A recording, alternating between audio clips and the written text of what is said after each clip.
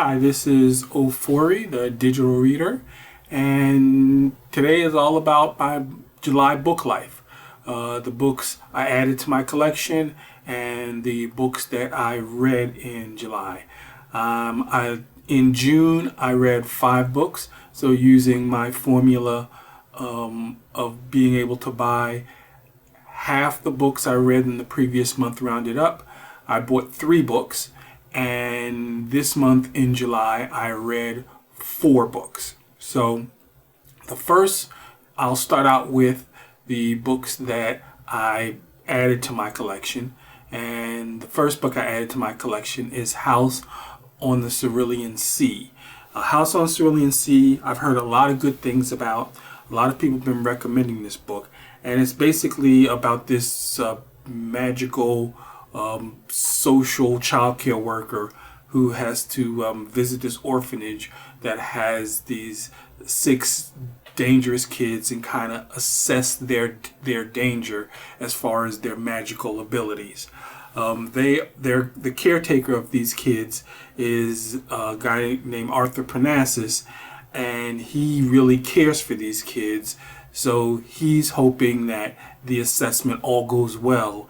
And the guy who comes there, just comes there kind of as a pen and paper guy. But then, of course, he gets drawn into the story, he gets drawn into the kids, and, things ensue in the story. A lot of people have said good things about it, so I figured I'd pick it up.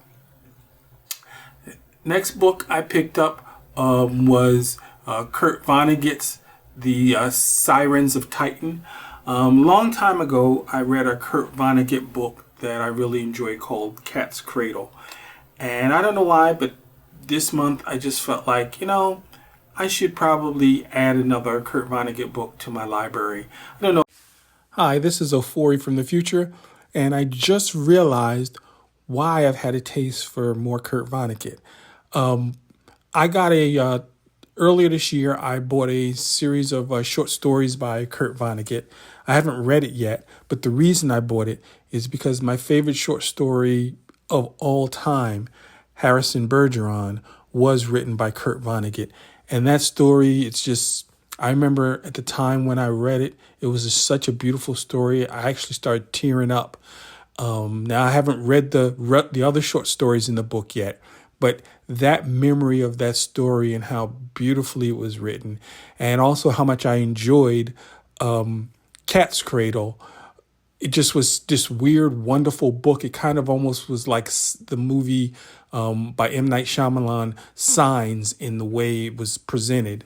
But that all kind of made me think, maybe I should read a couple more Kurt Vonnegut books and see if his magic continues. So anyway, back to the present. If I'll read it this year, it depends on if I get through what's in my current TBR for 2024. But definitely that's a book I'm going to try to read in 2025. The Kurt Vonnegut Sirens of Titan is basically a Kurt Vonnegut style science fiction book. It's basically about this guy who is taking his space journey and all the things that happen to him on this space journey. That's really all I know about it. I haven't really bought this book because of somebody's recommendations or anything like that. I really just picked the Kurt Vonnegut book at random. So I'll let you know what it's about and what I think of it, when I get a chance to read it. Probably not this year, but we'll see. And the last book I added to my collection was Crime and Punishment by Dostoyevsky. I've heard people talking about this book, and I've heard people talking about how it's like good, but a serious read. And normally I just would have been like, nah, I can't be bothered. But I really feel more confident about reading big, weighty books after reading the Mahabharata. So I figured I'd pick this up, and some point next year I'll probably devote, a month to just getting through this book and getting through all of the information about the book. It's basically about this guy who murders this woman for her money, and then all of the stuff that occurs around it, all of his thoughts about it, how he deals with it, how he feels about doing it. It's all kind of about the issue of when you do things, how do you feel about them? How do people feel about them? How do you deal with the things that you've done? So I'll take a shot at this. So now to the books that I read in June. First, let's talk about the Lady Sherlock series. You already kind of know I'm going to have great things to say about this book. This is The Art of Theft. I believe this is the 4th book in the Lady Sherlock series, and currently there are 8 books in the series. This is Sherlock Holmes, Charlotte Holmes is the character's name, in a caper movie. They basically have this this Indian royalty who is in a situation and they need them to steal something. This Indian royalty was a friend of Miss Watson, and that's how they're getting the request. And they have to steal something, and they have to kind of navigate around that, figure out how they're going to get in to steal it, and all the things that occur there. Typical Lady Sherlock stuff. I love the book. I'm hoping that at some point maybe I'll get a Lady Sherlock book that I'm lukewarm about, but so far these books have been bringing it for me, and this is another 4-star read for me. So, and I kind of want to say this: if anybody's watching this and hasn't at least read the first book of the Lady Sherlock series, you're breaking my heart. I realize now that I have been recommending these books to anybody who I talk to who's a book reader.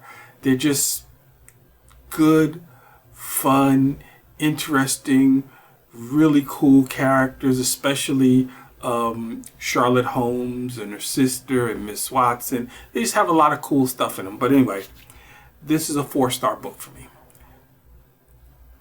Next book I read was Oliver Twist by Charles Dickens. And I have to tell you, like I mentioned, because I read the Mahabharata, I'm being a little bit more confident in reading weightier books. And it is so cool when a classic that everybody calls a classic is actually very, very good. Oliver Twist was excellent. The biggest downside I had for Oliver Twist was it is a book of its time. So some of the writing isn't bad writing, but it's written in a little bit older style, and the writer kind of uses some older conventions that are a little bit tougher to get through. But man, the story, I didn't realize the story of Oliver Twist was so good. It's just a great story. So Oliver Twist is, I guess I'm going to say it, but almost everybody knows it. It's basically about this kid who is an orphan, Oliver Twist, and he has a really rough upbringing in his orphanage, and then he escapes to London, and then he has a mixture of kind of hot and cold experiences in London, and then there's some plots that are twisting around in there. I have to say, the story, I was loving this story. And another thing I loved about Oliver Twist, which I did not expect. I mean, I'm reading more books about history, but I have not read a book that put me in the time and setting more than Oliver Twist. When I was reading this book, it just felt like I was there in that time. The way the guy wrote and the slang and stuff, although some of it was a little bit tougher to get through because of the slang, I just felt like I was in there. I was in Victorian England, the way, and I could just picture those people. I enjoyed this book so much that after reading this book, I actually went to see if there were any like mini series of movies by Oliver Twist. And there are 2 that I found on Amazon Prime, which is where I generally go. There's one done in 1985, and there's one done in 2007, I believe. The one done in 1985 is excellent. It really captures the book well. The one done in 2007, I wasn't a fan of because they really made Oliver Twist like a hero. And if you read Oliver Twist, he's not a hero. That's all I'll say about that. But he's not some brave hero righting wrongs. And I felt like the 2007 version really tried to big him up as kind of a heroic figure. But all that to be said, when I finished this book, I was torn between 4 and 5 stars because I really liked it, but I did have some trouble with the writing style, kind of getting through it. But talking it through now, I kind of have to give it 5 stars. I mean, after reading this book, I immediately watched the miniseries of it. So how bad can this book be? So yeah, I would recommend this book to anybody. This is just a really, once again, it's just so nice when a classic, you read it and you go, huh, I understand why people have loved this book for so long, and I understand why this book is part of, the mythology of modern English. So 5 stars for Oliver Twist. The next book I read was War of the Rats by David L. Robbins. And this book, I don't know if it's true, but I watched a movie a long time ago called Enemy at the Gates, which basically I think this book might be based off of. Future me again. Enemy at the Gates, the movie, is actually based on Enemy at the Gates, The Battle for Stalingrad, a book written by William Craig in 1973. Just seems to be they both wrote off of the same subject matter because even the names are similar. So just interesting coincidence. And take out the Russians' top sniper and all the stuff that occurs in this story based around that.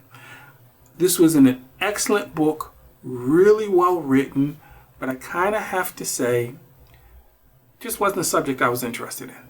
For example, Oliver Twist, Lady Sherlock, those are books I would recommend to people as, if you haven't read Oliver Twist, you're sleeping on it. Even if the person wasn't into really reading books, I would say at least watch the miniseries. But for War of the Rats, I kind of have to give it a 3. I feel bad about it because it was a really good book, but I just never felt it just never really got me. And I know it's on me because I'm just not into World War II books. So I'm going to give that 3 stars for me. I think if you are somebody who's into war, it could be 4 stars, maybe 5, but I feel like if you're into war, it'll probably be a 4-star book. The last book I read in July is the Cestus Concern by Nastos. This book was good, and it's basically a story about this guy who wakes up and he's been augmented with super soldier gear. Basically, he's kind of bionic. And he wakes up, and during waking up, something happens, and he downloads this organization who created him, their database, and he escapes. So they have to go after him, not only to recapture him, but also to get the database back. And then, of course, they send other augmented soldiers after him and all the stuff that occurs. It's kind of like a Bionic Man meets Born Identity kind of thing. And it was good. I love books with action, and I love books of this type. But if I had to look at the books of this type that I've read over my life, this falls squarely in the middle. It's just not terribly, there's nothing new going on. And when I say new, books like this are going to have some certain things in common. The path of this book was pretty formulaic. The writing was good. It just didn't really wow me, although this is the kind of book I call an airport book.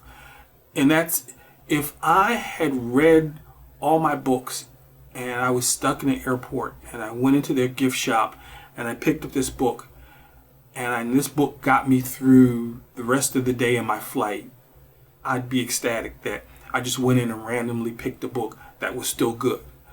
But this isn't a book that I would be looking to read the sequel of. This isn't a book that I would be recommending to people. They're just better books of this type, of this genre. For example, Street Lethal is kind of this genre. I would strongly recommend Street Lethal by Stephen Barnes over this book. But it was good. And I would never say it wasn't a good read. One of the nicest things about this month is all 4 books I read were good reads. I didn't have any books that I didn't like. Just some were good reads that I enjoyed, but didn't wow me and give me a taste for more. So, of course, since that's what I'm saying about this book, it's going to absolutely be a 3-star book. So, that's what I had going on in July. Just kind of a brief recap. I added to my library House in the Cerulean Sea, The Sirens of Titan by Kurt Vonnegut, Crime and Punishment by Dostoyevsky, and I read 4 books. The Lady Sherlock book, Art of Theft by Sherry Thomas, Oliver Twist by Charles Dickens, War of the Rats by David L. Robbins, and The Cestus Concern by Matt Nastos. So this is Ofori Murray, the digital reader, and I'll have another update on what I did in my book life in September, or almost in August. Almost slipped my mind. So have a good life and keep reading.